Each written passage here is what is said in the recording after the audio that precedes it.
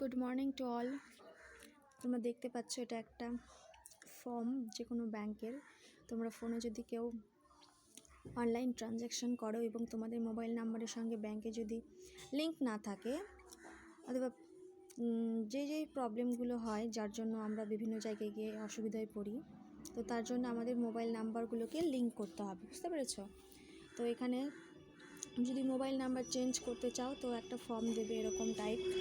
তো প্রথমে তোমাদের দেখতেই পাচ্ছ এখানে ব্রাঞ্চ লিখতে হয়, কাস্টমার নেম, অ্যাকাউন্ট নাম্বার। যদি ওল্ড মোবাইল নাম্বার দেওয়া থাকে এবং এখন নিউ করতে চাও তাহলে এরকম ইনফরমেশন দেওয়া থাকবে, এবং তোমাদের যা যা ইনফরমেশন রয়েছে, প্যান কার্ড নাম্বার যা রয়েছে সব কিছু এখানে তোমরা লিখতে পারবে, ঠিক আছে?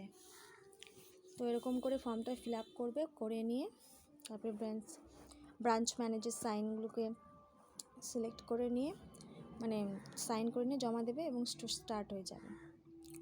Thank you.